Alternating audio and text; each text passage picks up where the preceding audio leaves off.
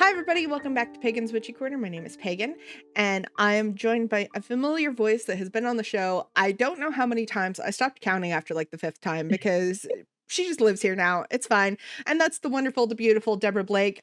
Deborah, welcome back to the show. I'm so happy you're here.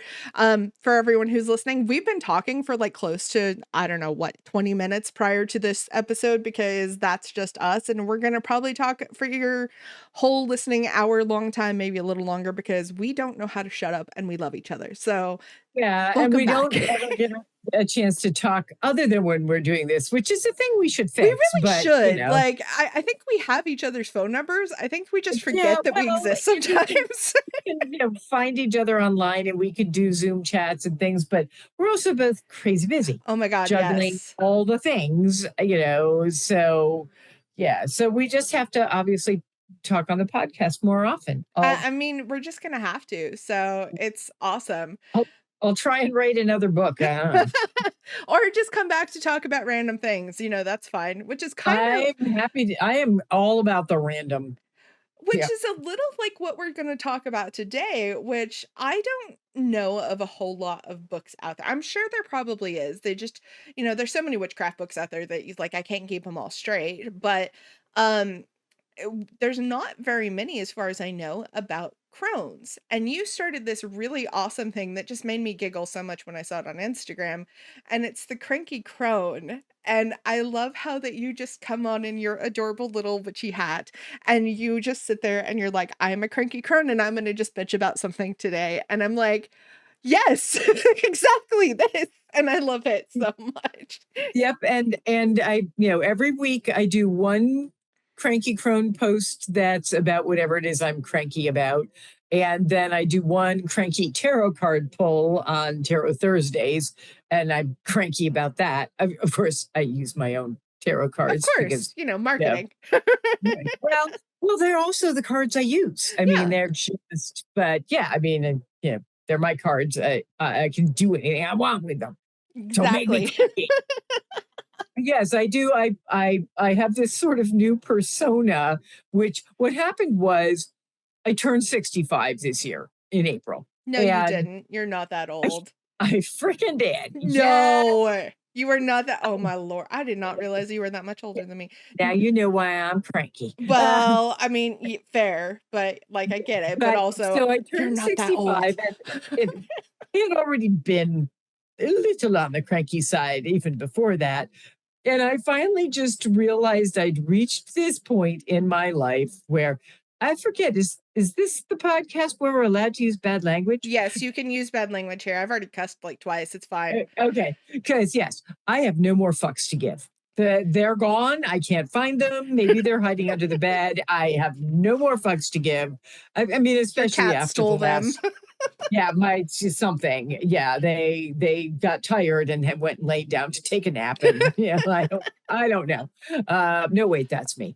But yeah, but between the state of the world and the state of my body, which is not happy. I mean, it hasn't been happy for 40 years, so this is not new. But it's less happy even. And just the fact that, yeah, I've sort of hit that point in my life where I'm sort of like just letting it all hang out. I am not going to, make excuses for who I am. I used to try not to be political online because I didn't want to offend my readers that did not agree with me. And I'm fine with people not agreeing with me under normal circumstances. But the current state of the world is not normal circumstances in any shape or manner. And so, yeah, I'm like, I'm going to say what I think. And if you don't like it, feel free to go away. I was like, I don't care. Don't buy my book. I'll be all right. I'll sell a cat. So yeah, I've got my little cranky crone hat. And of course, my hair is now mostly silver. So it goes with that. And I, put it down and put a little wrap around and then I talk like this. Yeah. It's like, yeah, but without the Jewish accent because that's like a different kind of crone. But yeah, so I go on and just and they're like really short rants, Yeah, they like are. They're like a less minute, 2 than two minutes. minutes. Yeah. Yeah, and people do seem to be enjoying them. It's, I think a lot of people are feeling cranky, whether or not they are a crone. And that's definitely true. I'm kind of slipping into my crone phase. I'll be 40 this year, and I'm a grandmother now. Oh Yeah, my God. I know, right? Which I'm sure every grandmother has probably ever said this, but my grandbaby is the cutest thing that's ever, entered into Well, this of world. course. But And I um I have grand snakes, which is hardly the same thing. My stepdaughter and her fiance love snakes, and they have three snakes, and I'm like, well, that's lovely. I mean, I don't get me wrong, I don't mind snakes, as long as I know they're not poisonous or dangerous in yeah. any way. But it's a little hard to get as excited about them as a grandbaby.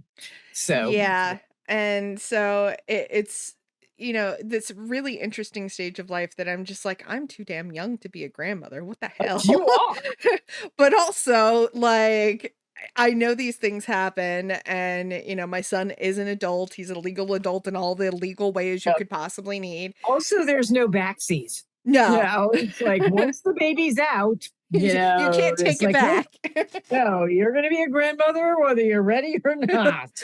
But it's been this really kind of exciting thing because to watch, obviously my son grow into adulthood and, go from like, I just turned 18. I don't have a clue what I'm doing with my life to guess what? I'm a full functional adult now. And I'm like, I swear I just blinked. When did that happen? What happened? Right. And it's Yeah, like, it's "That was, like, 4 crazy. years ago. Are you good?" And I'm like, "No, I'm not. Now you're, like, a father and practically married, and what happened here? Okay, I'm not okay with this, but I'm also very happy for you, and I'm very happy Right. for the situation, but also, like, I feel really old now." And Right. Wasn't ready for this. Well, and that's sort of one of the reasons why I came up with the cranky crone is I sort of said, I have two choices, and none of them is not getting older. That Mhm. you do that whether you want to or not. I I wish got that a wasn't an Medicare option. card this year, a freaking Medicare card. I'm like, oh, come on now. Oh, I was like, what? But you know, I figured I can either be resistant to the idea, or I can embrace it and Mhm. just be the cranky crone. And so, you can clearly see which direction I went in. I was like, okay, if I'm gonna be a crone, I'm leaning into it. I'm gonna be like the most fun crone you can have while still getting a lot of cranky. Yes. So I guess for everybody who's listening, how do we define what becoming a crone is? Because, like, there's no real manual out there. Like, it's like, here you go. And also, the other thought is crone is very female centric. So, how do we define the male side or the non binary side? Well, first of all, as far as I'm concerned, anybody wants to call themselves a crone can call themselves a crone. I mean, they can't be 20, but at 40, you can be a crone. You've got some of the markers. Yeah. You know, My um, hair's turning silver, all that. I have you have a adult children. grandbaby. Um, Traditionally, women became crones when they hit menopause. That was sort of the thing, which of course happens at different ages for different women's. Yeah. But once you were no longer capable of being a mother, so there's maiden, mother, crone, Hmm. and maiden is young puppy, and once you got to the age of not just being physically capable of being a mother, because obviously 14-year-olds can become mothers, and that's not a good idea. We frown on that. Yes. Um, but once you have that mothering person, once you have learned enough that you can start sharing with the next generation, or um, you do become an actual mother or whatever, Crone is a little bit, I mean, all of these are sort of flexible and are different from person to person. Crone implies a certain amount of living and acquired wisdom for me. Mhm. This is all like my definition because, well, you're not talking to anybody else. You might as well. Um, you want somebody else's definition, invite them on the show. Right, which I'm 'Cause like, I don't know anybody else could really answer this question, like, you're the right. first one that kind of So popped up, so so here you we can are. you can choose your own definition for yourself. You can decide when you feel like you are a crone, and whether that means your kids are all out of the house, and so now you're starting on the next part of your life, which is, either you or your significant other and you or whatever, 15 cats, whatever. So, or when you hit menopause, and you no longer are, qualified to be a mother, although God knows there are plenty of crones out there mothering people, both literally and figuratively, whether they're raising their grandchildren or whether they're, mothering the people around them. You Mhm. don't stop being a mother. I mean, my kid is 43. I don't know how that happened. And I'm still her mother and I will always be her mother. Um, so, it's not that you stop being a mother, and hopefully you still have a youthful spirit in there somewhere. But I think you become a crone when you start embracing those changes, whether they're physical or emotional, when you start looking ahead at, okay, I'm not necessarily going to be doing whatever my career is for the rest of my life. What comes after that?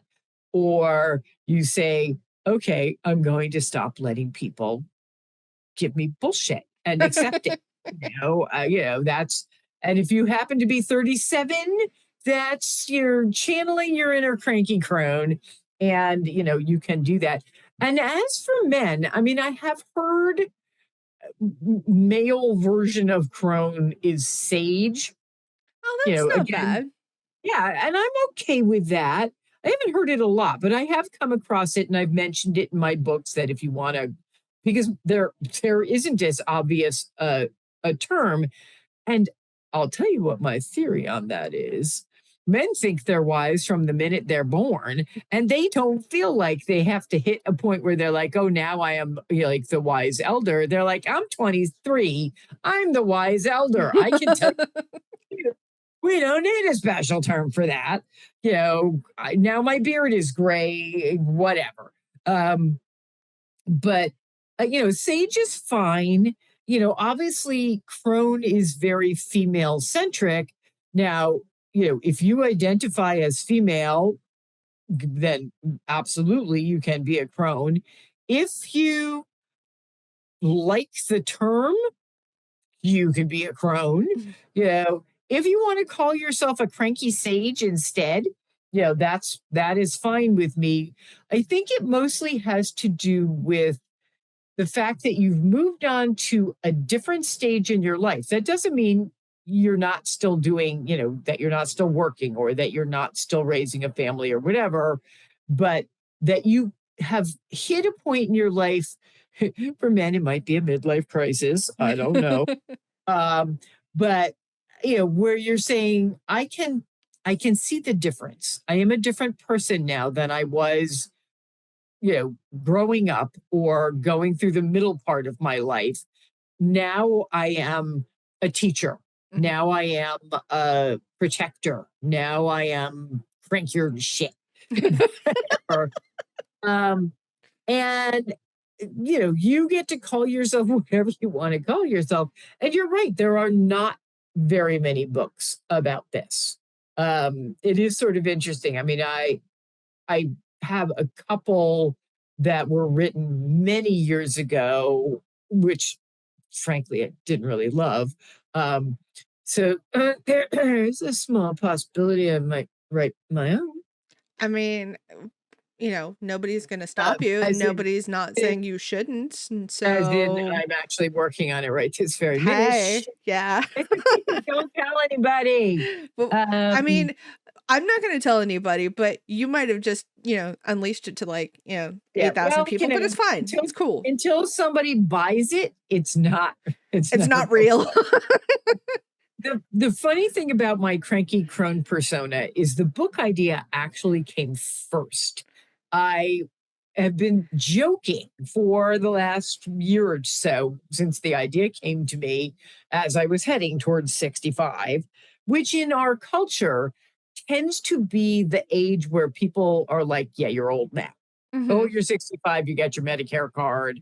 You may not retire until you're 67, but oh, you're on the way out. Yeah, You're you're an old you're person. you're an old So, person. right, Unfortunately, they also are like, "Well, right, you don't matter anymore because you're old." And it's right. like, Oh, I've been invisible since I was 40. I turned 40 and I became a woman of a certain age. And all of a sudden, I was completely invisible, which I got to tell you, made me cranky. Now yeah. I'm thinking, oh, good. That means I don't have to put makeup on. If nobody sees me, if my hair's a mess, what does it matter? So I'm wearing, a t shirt and comfy, like floppy pants. Nobody sees me. Invisibility has its benefits. It's okay. But yeah, so I started telling people that I was going to write a book called The Cranky Crone's Guide to Life and Other Difficulties. And everybody that I mentioned it to said, I want that book. Some Mhm. of them are crones, some of them are not witches. And, it didn't matter who it was. They were like, because everybody's cranky, Right. for um, and there was something about the idea of the Cranky Crone's Guide to Life and Other Difficulties, which is clearly going to be sort of a sarcastic advice book.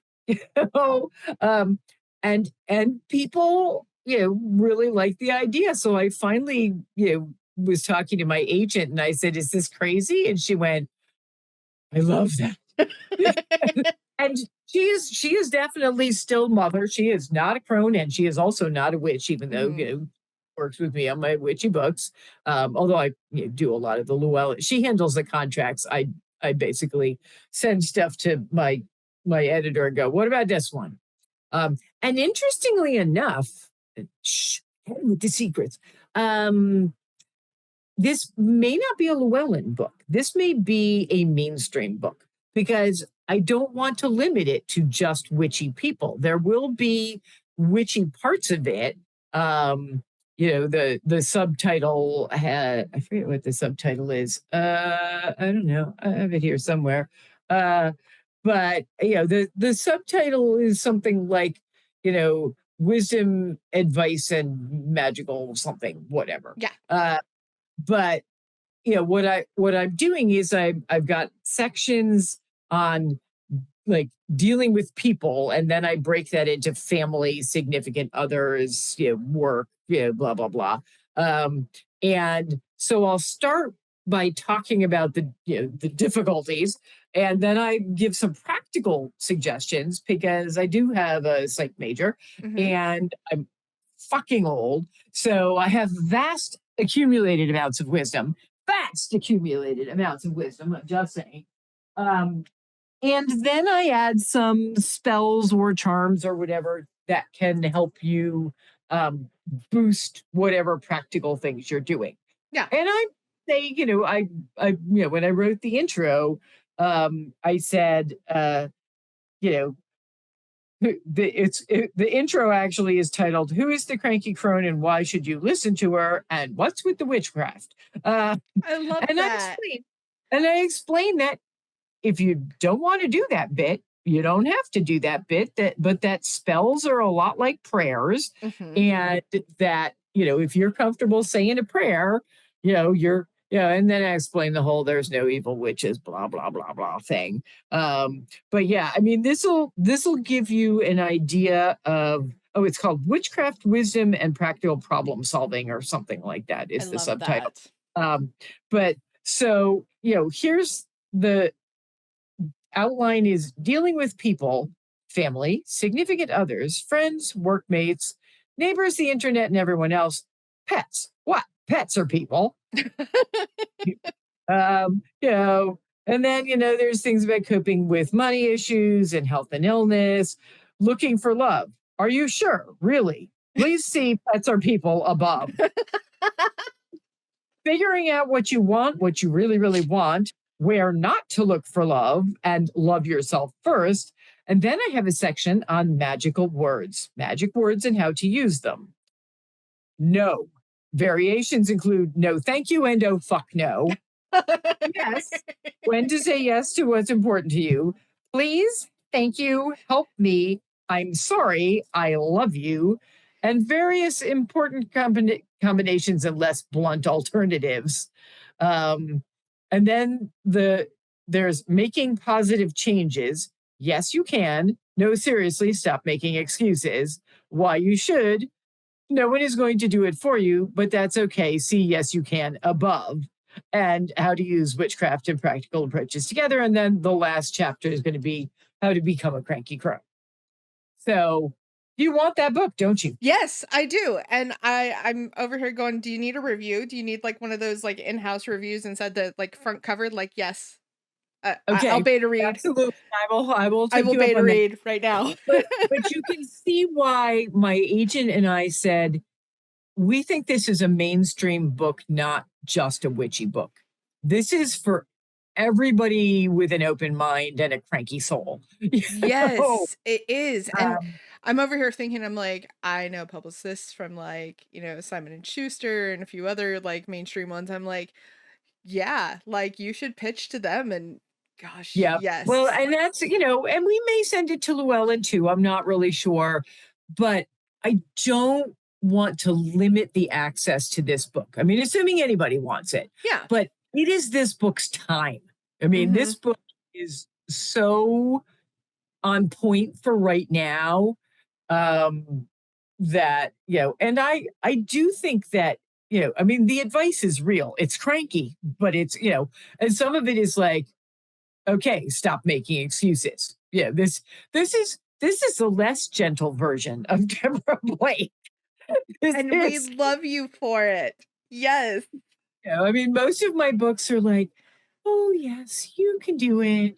This is how you do the this and the that, and the cranky crone says, "Oh yes, you can do it. Now get off your freaking ass and stop making excuses and fix your life."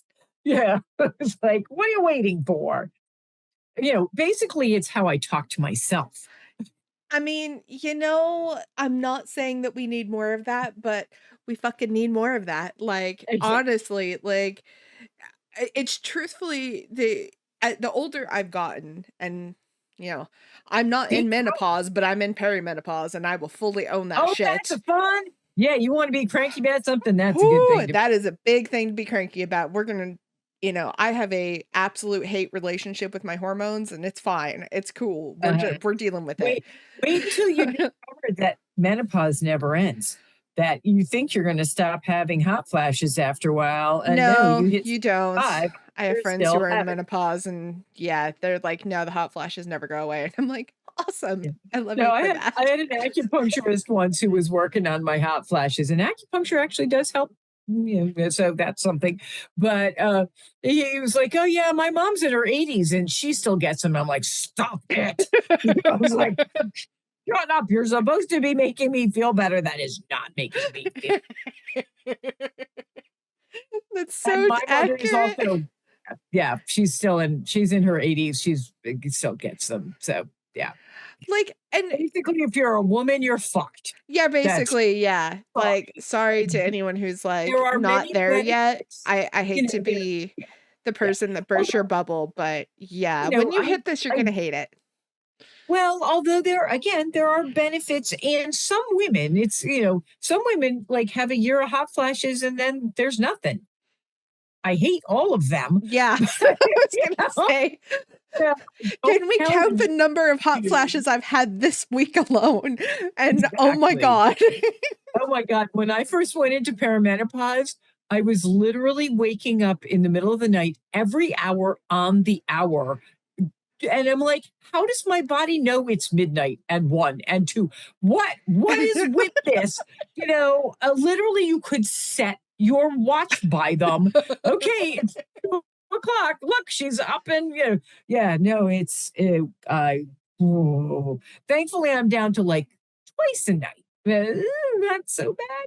But then, of course, you're older, so you got to get up and pee as soon as you're awake. Of course. Or, "I'm sorry, I stood up." It's like, "Hold on, I gotta go pee, I'll be back in a minute." Yeah, Like, yeah. You yeah. mentioned the word pee, so now I have to go pee. Right, literally. It's And we can be cranky about that too. honestly, there's so much that, like, you could be cranky about when it comes to becoming a crone, but there's also these really that you were saying, like, the benefits of it where you get this moment of kind of clarity, and you just kinda go, "Right, my 20s were cool, my 30s were okay. Do I wanna go back and do them? Fuck no. No." No, I No, I don't. mean, if I could go back to having the figure that I had at 20 with the wisdom that I still have, that would be swell. But if I mean, you couldn't pay me to go through my teens again. No, I'll Yeah. take all the hot flashes in the world before I go back to having the emotional roller coaster that was my teens. No, Oof. thank you. Yeah. And the stupid. I don't want to go back to being that stupid. I mean, my brain worked better. So, like, technically speaking, my IQ was probably higher. But I've killed off a lot of brain cells since then. And then, long COVID took the rest of them. But yeah, I mean, the wisdom that you get from experience, yeah, that is one of you stop making the same mistake 6 times and you only make it like 2 or 3. Mhm. Yeah, and then when you have that kind of moment of clarity where you're just like, "Holy shit, it's been 25 years since I started practicing witchcraft. When did that happen? Oh my I just god." realized I was, I guess, emailing back and forth with or texting with one of my somebody who, reads my books. Yeah. And I realized that I sold my first book to Llewellyn in 2005, which means this is my 20-year anniversary Mhm. of my writing career, which had not struck me at all. And obviously, you can tell since I'm really old, I was a late bloomer. I mean, I wrote most of my life, but I didn't get things published, and it was fiction. Um, I didn't even know I was going to have a nonfiction career. That was not the plan at all. Oh, yeah. And the guys went, "Ha, ha, ha, ha, guess what? Screw your plans. We have plans. That's Here, really funny that you're there. saying that you started that really late because I'm writing my first witchy nonfiction book, and I'm gonna be 40. See, there you go. And I'm sure it'd be wonderful. I mean, honestly, I think it will be because there's not a whole lot of, books out there, but it's a book about why prayer is important in paganism Oh, and that's how great. to actually You do need a it, when you and need a blurb, when you need the blurb, you know where I am. well, I will absolutely send it to you for beta reads, all that fun stuff when Oh, it's do done. that. It was one of those things of like, oh yeah, like one of my coven mates was like, "Hey, can you write me a book of prayers?" Like, that's just Mhm. like something I can have on my lunch break. And I'm like, "Oh yeah, it'll be like 60 pages. I can turn that out in a couple of weeks." And then I'm like, "Okay." And then I started looking at it, and then just this download of information from my deities, and my deities were like, "Haha, you thought this was going to be 60 pages? It's going to be like 300." Yeah. And I'm like, Well, and that's how I wrote my first book. Is I had been high priestess for my first coven of mhm, my own coven of my own, since we're still together all these years later. And you know, people kept saying to me, "Oh, you write the best rituals, you write the best spells," and I go, it's easy." And I suddenly had this epiphany that just because it was easy for me didn't mean it was easy for everybody. Nobody mhm. else in the coven wanted to write the rituals or write the spells. And I had been thinking, I really wish I'd had a book that, when I started out my own coven, I wish I had a book that told me what to do for the first year, that it had all the rituals, that it had all the like suggestions for like what to do and what not to do, and things like a handout you could give to people for ritual etiquette because I thought everybody knows what they're doing, and And Nope. somebody got up in the middle of ritual and went, "Oh, I forgot something back at the house. I'll be right back." And we're like, "Ah." Yeah. so so I looked for the book. I couldn't find it, and basically, I was in the shower, and the guys went, "Guess what?" Mhm. So yeah, so that was, and even then, I thought it was a one off. I did not think it was a career. I went, "Oh, cool! I wrote the book I wanted with all the rituals and the spells and the things," and then the next book showed up, and I went, "Huh, okay." And believe it or not, my 19th book will be out in April of next year. Eight, Wow. well, my 19th nonfiction book. The 18 of them with Llewellyn. This will be my 18th book from Llewellyn. And that's not counting, the books that are with the tarot deck and the oracle decks Mhm. so yeah, I'm like, whoa. And it's certainly not counting the novels, which I think I'm up to like 25, not counting novellas or something I was like gonna say that. you have a lot of fiction ones too. I know that. Yeah, well, these days ironically, all I do is writing because I had to give up the day job, and I'm way less productive than I used to be. Thank you, long COVID. I am very cranky about you. Oh my God, I'm so cranky. I'm pretty cranky about COVID in general, but I'm really, Yes, really same. cranky about long COVID. So I definitely am not a happy person about COVID, and I haven't been since the beginning, but, either way, like, you don't realize until, like, you've had it and, like, what it actually changes in you. Even if you don't end up with, like, long COVID, you still end up with some well, permanent changes. yeah, well, I know people who have things like my dad, who got the "it's just a cold" version. Mhm. He was not horribly sick. He did end up with a touch of pneumonia because he has COPD, but he basically was not very sick. But it left him with permanent um, splotches in front of his eyes, those floaters, but big gray ones, which means that when he plays tennis, which at 91, he still plays tennis 5 days a week, he can literally run circles around me, which is embarrassing. But on a gray day, he has a hard time seeing because of this stupid thing left over from COVID. And he wasn't even really sick, Yeah. and I have a friend who ended up with permanent vertigo, which is horrible. And it comes and it goes, but she was climbing a mountain the other day, which I went, for a woman who's supposed to be older and wiser, that perhaps was not your best, Yeah, I was gonna say that doesn't decision. with permanent vertigo, that does not sound like a Yeah. wise decision. Yeah, she did say afterwards that yeah, she realized that she had made a tactical error pretty close in, and yeah, but it was like, yeah, I you know I don't know why you thought this was very clever. I love that though. I love that, like, somebody that's when they have that realization when they're just like, "I might have fucked up.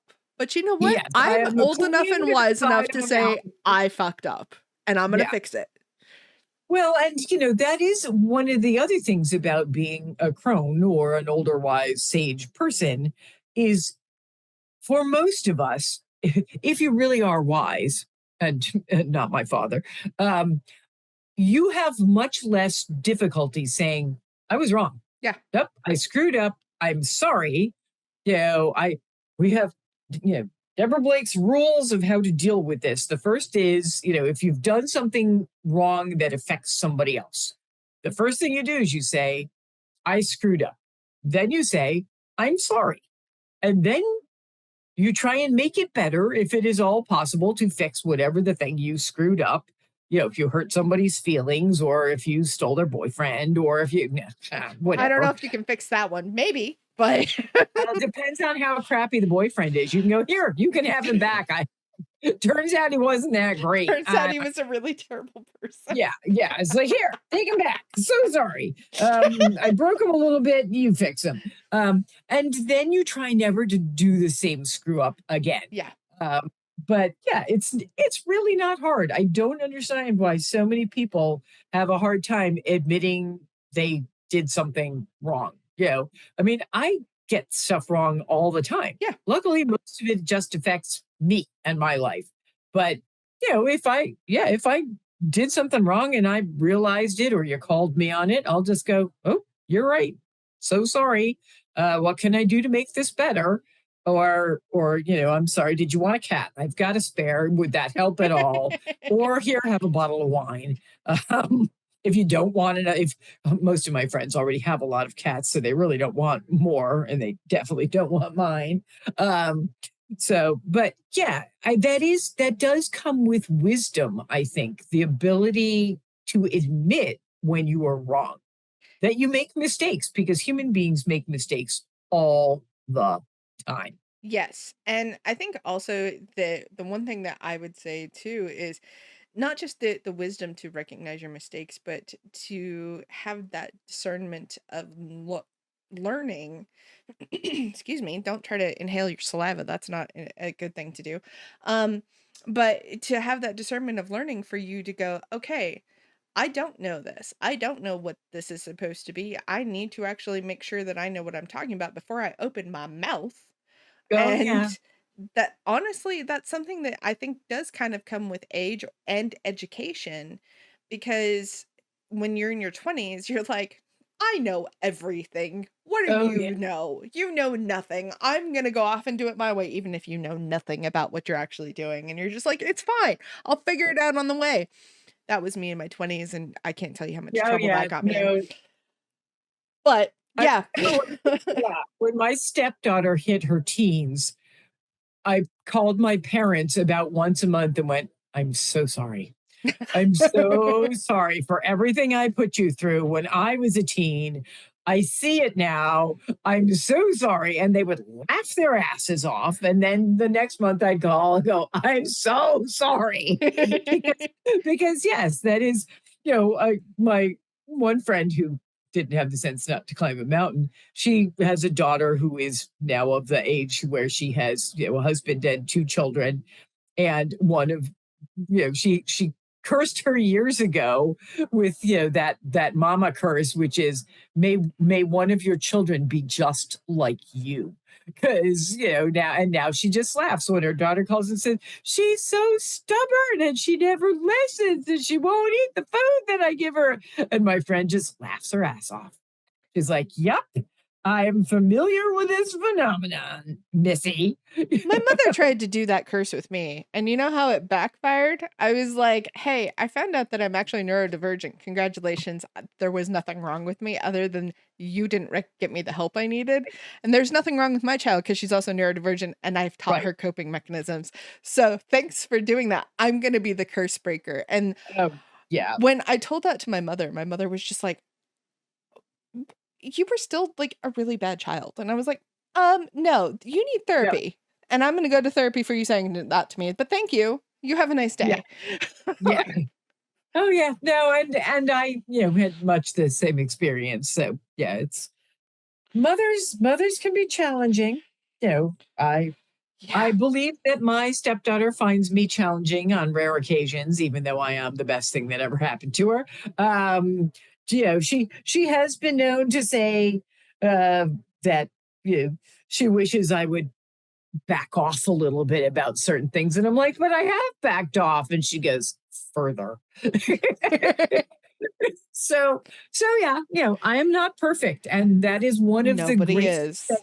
well, but you have to get to a certain age to realize that you are not perfect and that nobody is perfect and that expecting perfection either from yourself or anybody else is just a recipe for disaster and you're going to be really unhappy and nobody will ever be able to meet your standards including yourself Right. because nobody is perfect. I look at Now it. my Oh, go ahead. some people are more imperfect than others. Yes. I mean, We're there is not that. But I also look at it this way of I recognize, as the older I get, no, nobody is going to be perfect. I'm not sure as hell not perfect, but I always have room to grow. I always have room to learn. I always have room to educate myself. And in my younger years, I probably would not have done that. But right. now in my older years, I'm like, I don't know a lick about that. Give me like 2 days, I will know something about that. I'm gonna go do homework now, and, that's the one thing that I find refreshing, especially in terms of witchcraft is, Oh, you yeah. get that opportunity to go, I don't remember this, or I don't know if I actually Right. know this. Hold on, I have a whole library. I literally my entire hallway is just witchcraft books. Oh, So beauty of being a podcaster who reviews a lot of books, you end up oh with a yeah. lot of Yeah. books. Oh, I have a pretty extensive library too, and also I have people to call. If I don't know the answer to something, I could reach out to you and go, okay, you do more shadow work than I do. Mhm. What do you suggest is the best way to handle this, or whatever. But yeah, the people I have problems with are not the ones who are imperfect. It's the ones who think they're perfect, and Yes. therefore you're wrong all the time. And those people don't amuse me at all. And now that I'm a cranky crone, I have no problem just telling them to bugger off. You know, it's like, That it's must not, be very refreshing to tell somebody just like, "You're dumb. Fuck off." yeah. Well, I'm usually fairly polite about it, even The with message being is still implied. yeah, exactly. You shoo, go away. I mean, I have become very familiar with the use of the block key on the internet now. Back in the day, I'd be like trying to discuss things with people and reason with them. And now I'm like, nope, you are entitled to your opinion. Go have it somewhere else. Blockity block, block, block. Literally, all I envisioned when you said "shoo" was, that whole thing from I think it's Pirates 3 where Johnny Depp is going "shoo" and he's, like, waving his hands. That's all I imagined when you said Yeah, that. me and Johnny Depp were practically twins. Arr. Hey, Oh I my wear gosh. eyeliner occasionally. Yeah. Hey, like, I cosplay, so I embrace the Johnny Could Depp I as well, could I so have his money? I would I mean, that would solve a lot of my problems too, yeah, so although I don't know. I think it is probably pretty difficult to beat Johnny Depp. So, I would um, imagine so. yeah, He's a I glorious person in my opinion, yeah, but, yeah. and a talented human being, but I'm sure that his existence is Not probably without his challenging. own issues. Yeah. He has his own problems to deal with as well, and I'm sure he's coping with them as he ages as well, just like we are. One Hopefully. sincerely hopes. Hopefully. Now we know that there's a few folks out there that are in the public eye that are not owning their age, and that's okay. Oh, yeah. Well, and that's another, you get to make your own choices. Yes. If you choose to, a, attempt to stay, 35 forever, and that's what makes you happy, I mean, I'm not sure it's healthy, but that's your choice. I just, people have said to me for years, why don't you dye your hair? And I'm like, why do you care? You know, Yeah. um, it's like I don't dye my hair for a number of reasons, including I'm allergic to dyes. So that would I be mean, that's a one. big reason. I'm too lazy. I'm too cheap.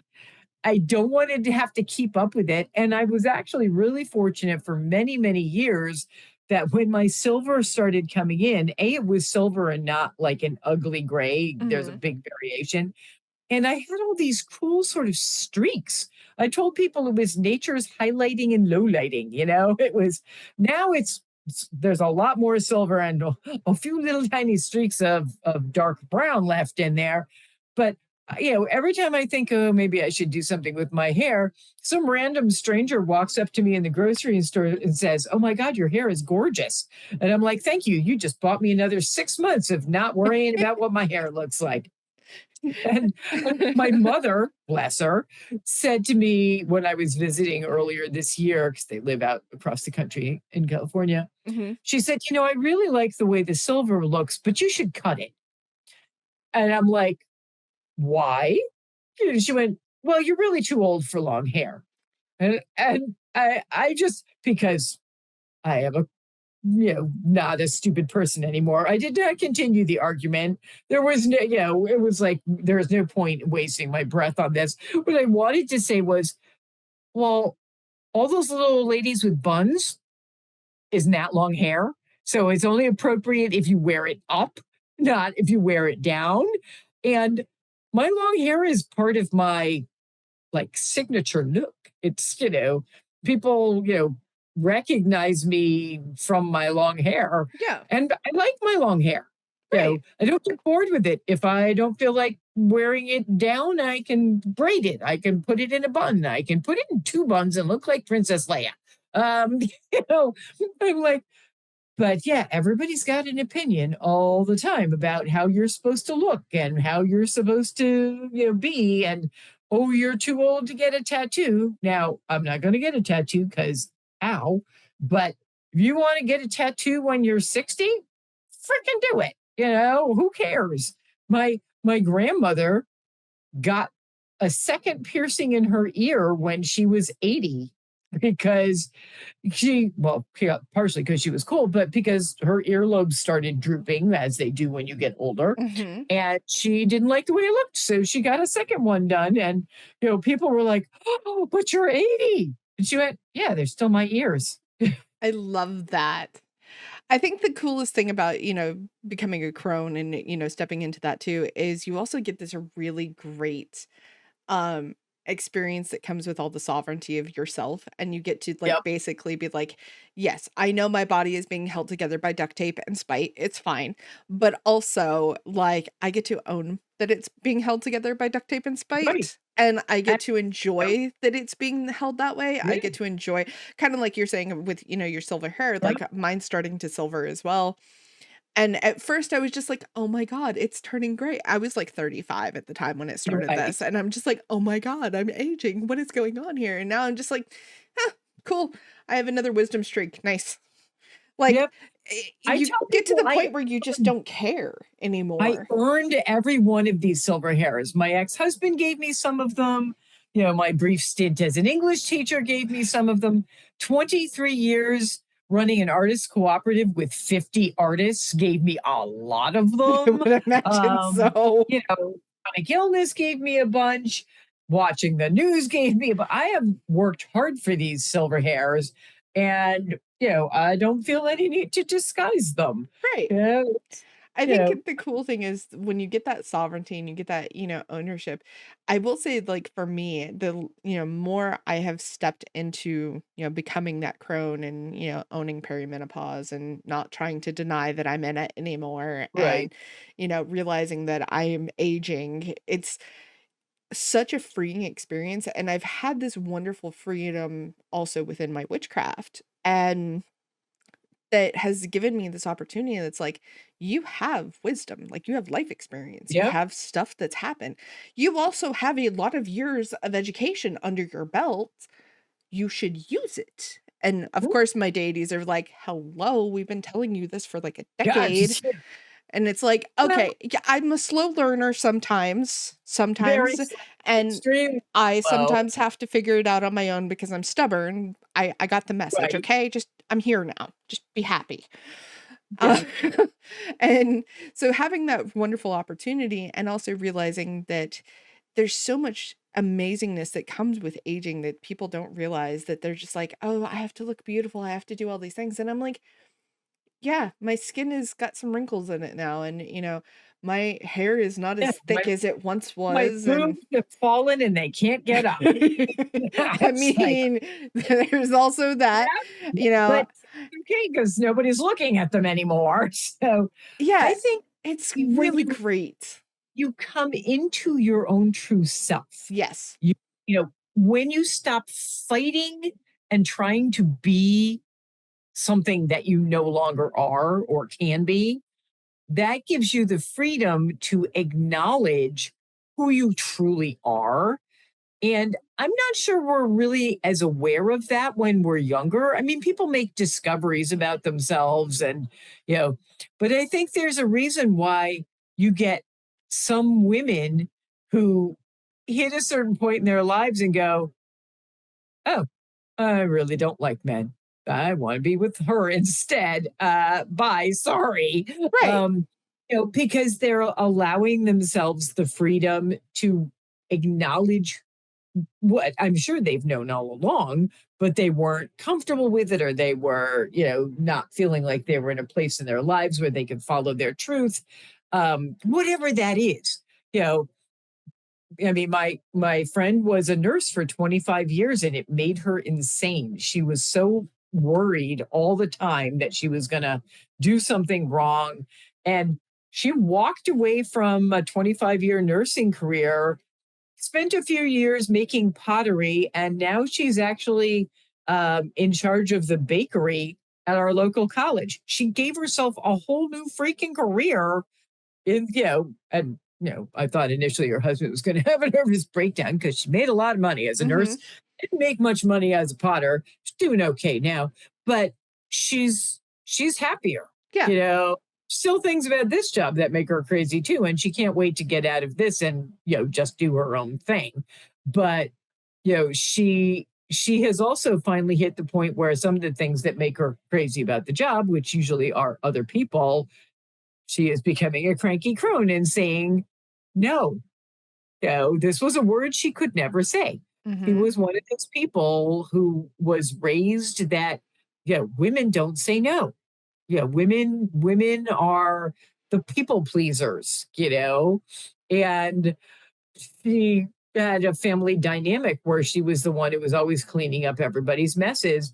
And she's a few years younger than me, but not much, like four. Mhm. Uh, and and she's like, I'm tired of cleaning up other people's messes. Yeah, you clean up your own mess. And every time she does it, I applaud really loudly.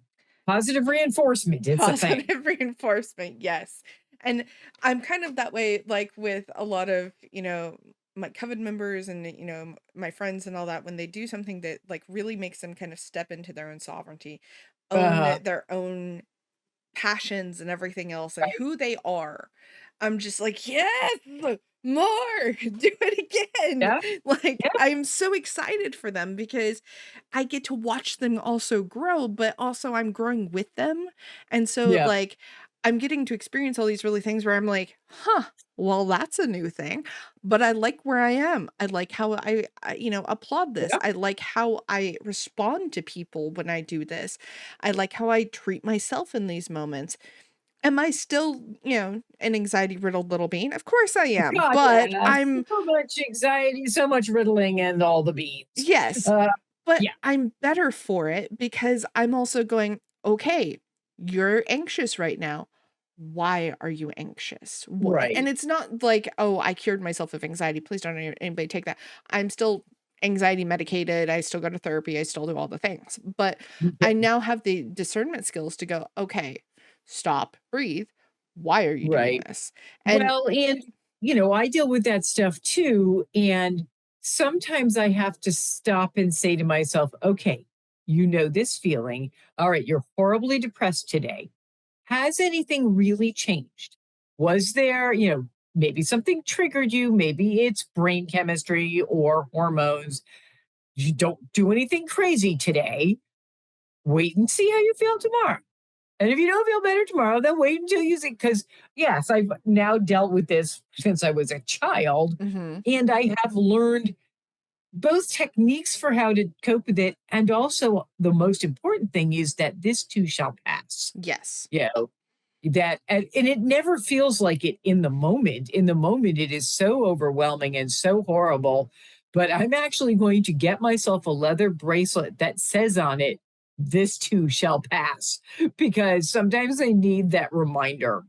I think the biggest thing too, like, is when you're having those moments, especially like when it's in your practice and like you have those moments when you're like, man, I don't feel good. I don't want to, Right. get up and go to the altar. I don't want to do anything.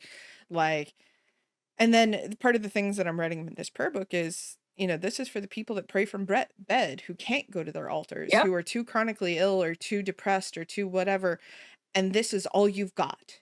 You've only got this right here in this moment. And I had to when I was sitting there writing that, and after I wrote it, I literally sat there and read it back, and I'm like, "Holy shit."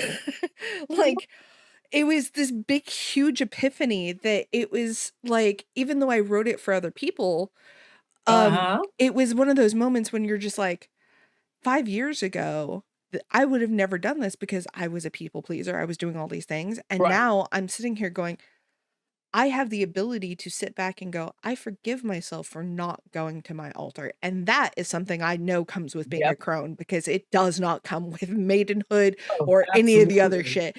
It literally is one of those things where you have to just go, it's okay to not be okay today. It's okay to Yeah. not be your best. And that's actually, I'm thinking about writing a completely different book, and this one probably would be for Llewellyn, unless they didn't want it, about alternative ways of practicing if you can't do the standard stuff. If you are in any way differently abled or slanted, or, I mean, that's anything from ADHD to, blindness to, yes, being too tired, or, zero spoons, or things like, in all of my books for years, I wrote, visualize this. And Mhm. then I had a few people who emailed me and said, I can't visualize. Yep. That's literally for whatever reason, the way their brains are wired, they can't do it. So in the last few books, I've said, and if you can't visualize, try using a picture or doing a thing, because I've always been able to visualize, and it wasn't something I was aware was an issue until people told me. But when they told me, I paid attention and went, oh, all right. And so, yeah, I'm thinking that maybe it's time for a book that, gives suggestions on, how to do things if there is, you know, anything that holds you back from the traditional, way of doing things. And and by traditional, God knows what I mean, because that's a pretty broad Yeah. term. It's one of those things too, like, when you sit there and you're like, "Okay, I'm," as somebody who's also chronically ill and understands, like, yeah, I have to remind my brain because my brain's the one that does it. My body is over here Right. going, no, no, no, no, no. You can do one of those tasks on that list today. The Right. rest, no. My brain's like, here's 25 things we want to accomplish today. My body's like, you're hilarious. Oh No. yeah, and then your heart goes, but I'm a failure if I don't do at least 20 of them, and you got to Right, go back to, exactly. yeah, So yeah, you get it's this crazy sensation that happens when you're just like, "Okay, I acknowledge that I'm not able-bodied anymore. I'm not capable right. of doing this like I used to. I'm not a young spring chicken anymore, and I sure as hell can't do all the things I wanted to do." Sometimes I get cranky and crabby just thinking about even going to the grocery store, and I haven't even gone there yet. And Yeah, you have definitely. all of those moments when you have to stop and go, "It's okay." It's okay. It's okay. You're okay to be pissed off about going to Yeah. the grocery store because it makes you tired and there's people and all those things and it's All the overstimulating. people. Why do they let them in there? Well, and interestingly enough, my group has evolved almost as if it were a human being. Yes. It is, and we have got to the point, I mean, we're a fairly small group. There's five of us, and one person works a lot of weekends because she's a physician's assistant. And we've got two people who can really only do Sunday afternoons. So we have now just whatever we're doing, it's, yeah, we try and do it on a Sunday afternoon whenever the holiday falls or whatever. But because there aren't a lot of us, and one works, a lot of Sundays, and one lives further away, we've often have to we make plans to get together, and then somebody gets sick, or somebody has a crisis, and we're like, okay, we're not going to be able to pull it off this time. And it used to be that that would upset me. I would be like, Mhm. oh, bummer. And now I just say, we've been doing this for 20 something years. There will be another Mabon. There will be, and we still love each other and care about each other. And that's not changed. And the gods understand. And so, yeah, we're just, we're not going to manage it this time. And yeah, we've had two in a row that for one reason or another we couldn't do, and so we've committed to doing Mabon. We will, for the love of God, do Mabon. But yeah, we've become more flexible, And that I think is part of the aging and growth process is you become more as you become less flexible physically, become more flexible emotionally and intellectually and mentally and spiritually. We used to do, we'd have our rituals up behind my barn where nobody can see anything. And there's, Mhm. built a 9 foot traditional circle out of stone. And we have a fire pit in the middle. And for many, many, many years, we did it that way. And then one woman had to have a hip replacement. He couldn't get up the little incline that you have to go up to get to the biggish incline. It's not far from the house, but it's sort of steep. Mhm. And so we took my outdoor furniture, put it in the front yard, put cushions on it, and everybody sat down instead of standing around the circle. And we did that through COVID because we could move they moved further away. We still wore our masks outside because in the beginning nobody knew what the hell was. Right, of course. And after a couple of years, her hip got better, and we all went, we kind of like sitting down on the comfy chairs and not having to drag everything up the hill. Yes, people can see us as they drive by in the cars, but they're driving by in cars. They're not, they see a bunch of women sitting around a bonfire, and we didn't dig a hole in the ground. We just got a portable bonfire. Mhm.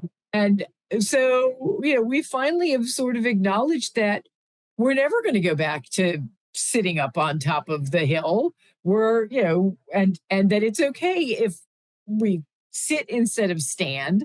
We just are doing things differently because we've needed to, grow and adjust as we all changed. We have a couple of women in there. I think one in her late 40s, one in her 50s, uh, two of us in our 60s, and one in her early 70s now. So things are not the same as they were 22 years ago or whenever we started doing this practice. So, yeah, being willing to grow and adjust and change with circumstances and learn from your experiences and hopefully become a little bit more tolerant of the stuff that isn't important and a little less tolerant of the stuff that is important. That's being a crone. Mhm. I would say that that's pretty much what it is in a nutshell. It's learning to be adaptable in places that you would normally not be adaptable. Right. And, you know, The the cranky optional. the cranky is optional, yes, but trust me, the older you get, you will get cranky. You will be cranky. Um, but It will be cranky. I've also noticed that, like, as I'm, now in my crone teaching phase too, is, all of these younger, newer witches, not younger in age, but younger in practice, Baby witches. baby witches as they come to us and all that, they'll be like, oh, well, somebody told me this or somebody told me that, do I have to do it this way? And it's like, no.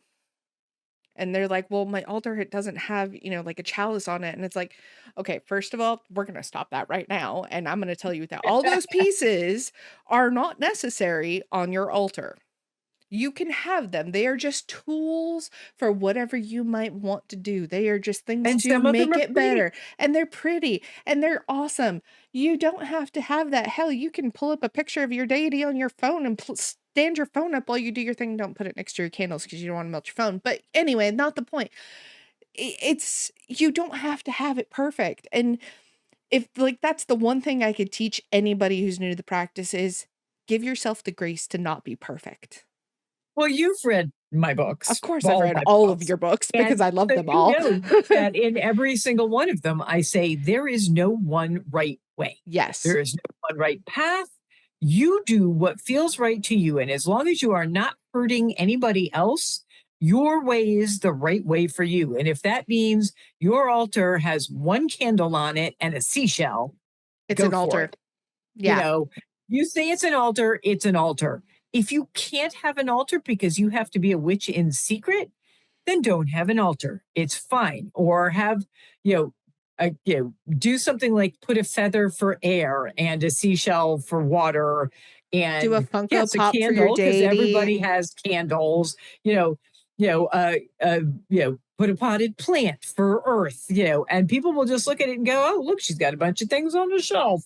But yeah, the idea that there is, you gotta do it this way, you gotta do it that way. That's one of the reasons why I've sort of shifted from a more Wiccan practice to more of eclectic witch, which Mhm. is not to say that, I mean, I'm, my start was very Wiccan I think everybody's start was well, everybody who's been in it for a while was but probably Wiccan. and Wicca has shifted and changed too, so that they don't necessarily say you have to do this and do that. But yeah, if you have been practicing for long enough that you can focus without needing to do all of the extra things are great for helping you to focus. It's like, oh, this stone is reminding me that I'm working on prosperity, and this candle is reminding me that I'm working on prosperity. As I do each thing, as I add each thing to my ritual, it's a reminder and it's helping me to be focused. If you've been doing it for long enough that you don't need that you can just stand in front of your altar and light a candle and say a spell, then it really is optional. And you certainly don't have to have all the tools. You can pick four, you You can can pick whatever. one. I mean, I think the big thing about it is too, like, the tools are there to help your practice. Right. They are not necessary for you to practice because a tool is a tool. Like, can you still hammer a nail with your hand? I mean, probably. Is it going to work very well? No, but you probably could with enough determination at a hospital visit. But like, go forth and do what you will at that point. Um, Right. but You could also you could use get a your shoe rock. You and could get, bang it with your shoe. You don't yeah, need a hammer. You you know, could do something with something that's very basic, and, like you were saying before, if you're somebody who cannot practice in public, um, I have a whole altar above my desk that looks like a bunch of just random, like, stuff on it. uh-huh. Like, it's got, like, a bird statue, it's got, like, a stone tree, some fake plants, a mushroom, a little, like, dude that's got, like, a, you know, cactus coming out of his head, and he's a skeleton.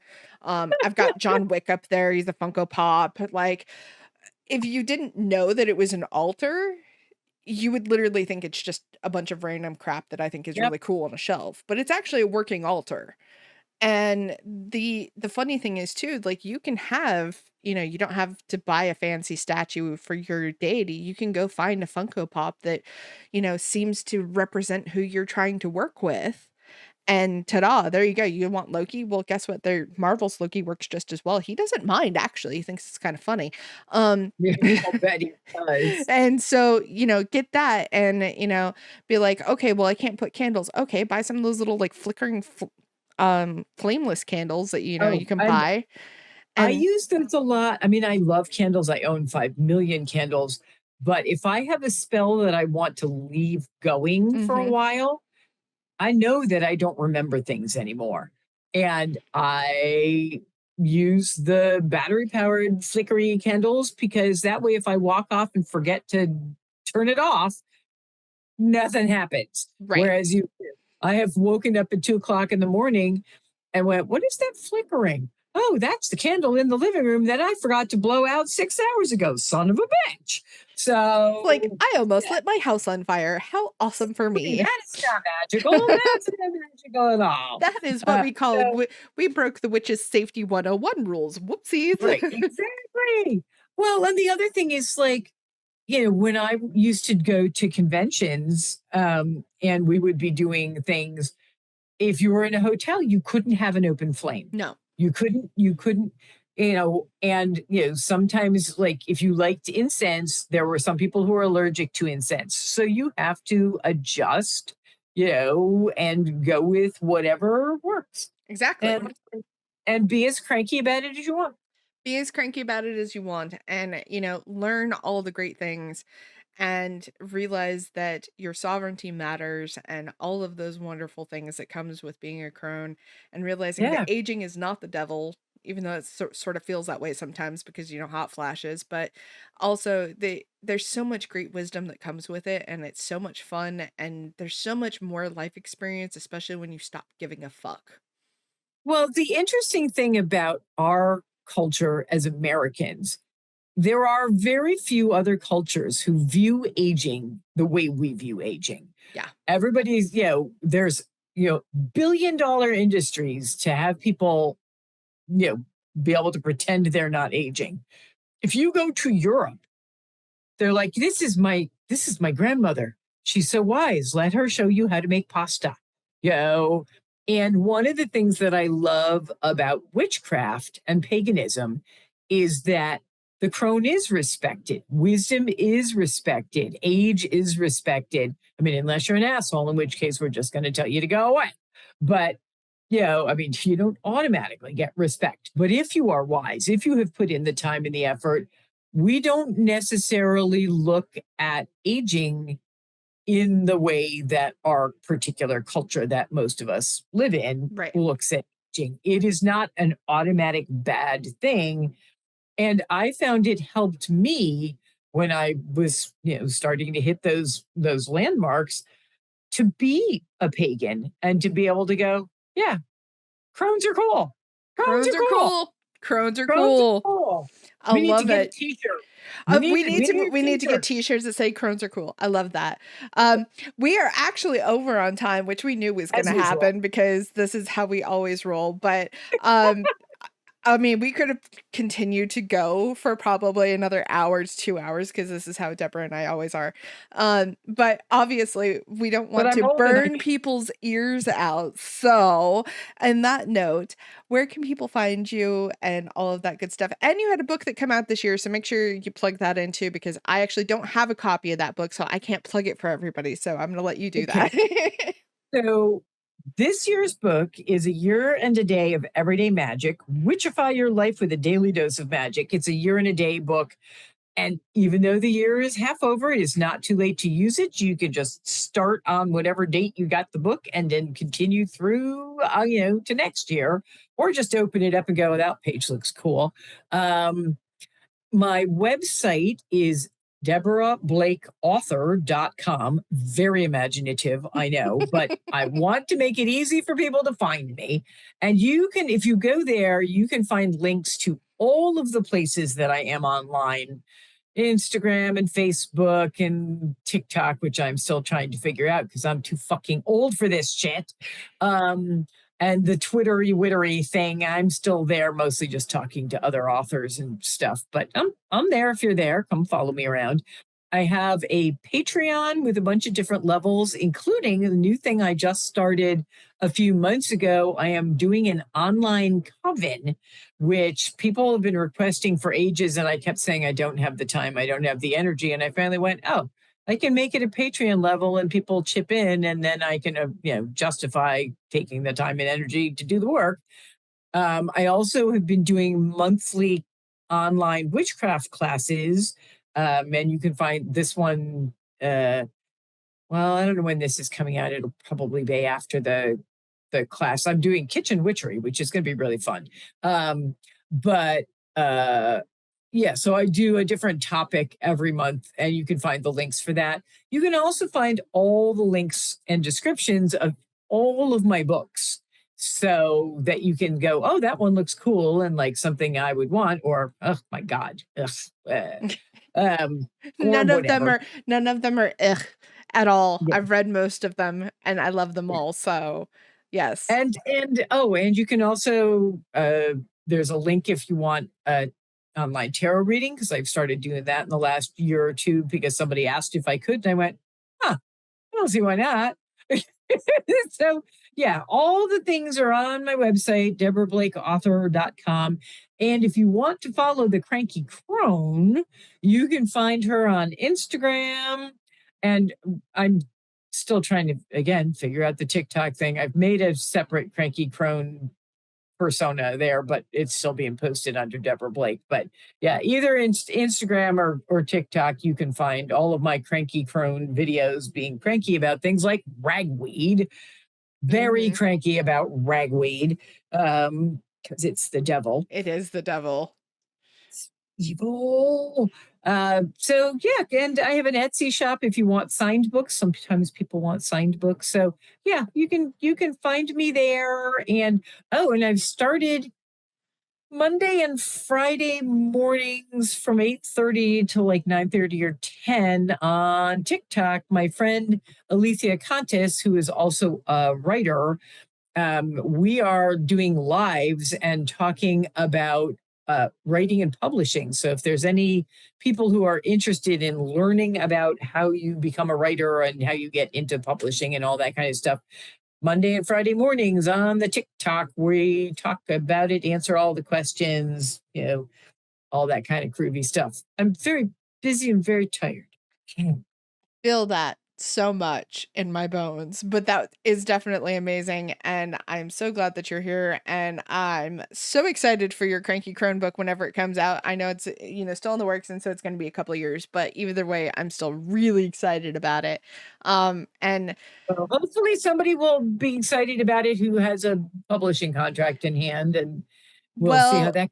if there's any publishers who are listening, please go call Deborah and be like, "Yes, we want the Cranky Crone book," because honestly, it's a book that is, I think, necessary for a world that makes us cranky. I think a lot of people are going to find it both helpful and amusing, which we could all use both of Yes. those right now. Yes, we absolutely can. And everyone who's listening, this has been amazing. Deborah, thank you always for coming back. You always have a seat here at the table whenever you want it.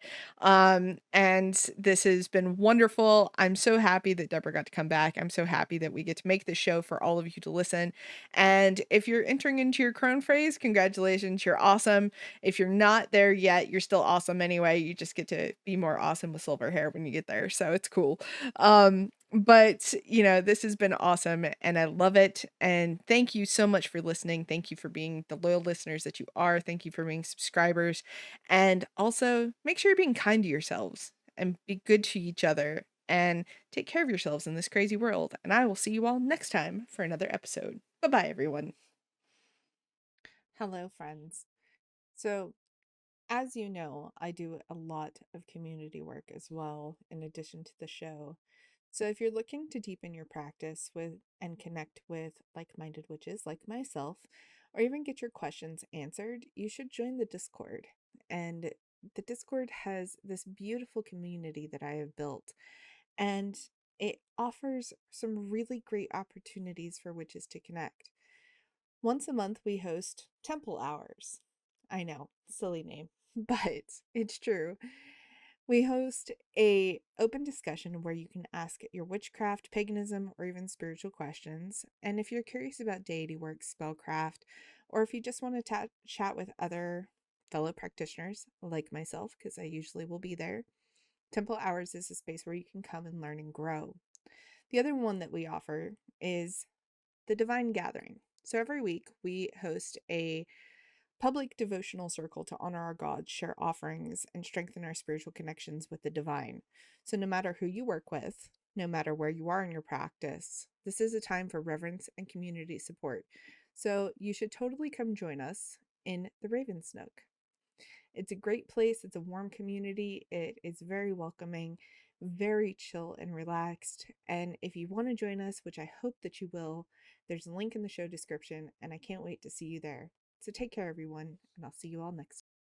So I just wanted to give a big shout out to all of my listeners and say thank you for being a loyal listener. So if you love the show and you want to continue supporting what I do, you should come get a little deeper into the world with me. You should check out my Ko-fi page.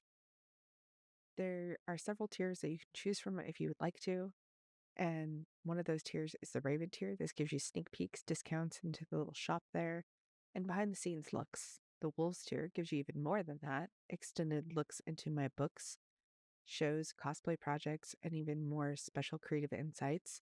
And if you want to get real deep with me, there's the Shadow tier.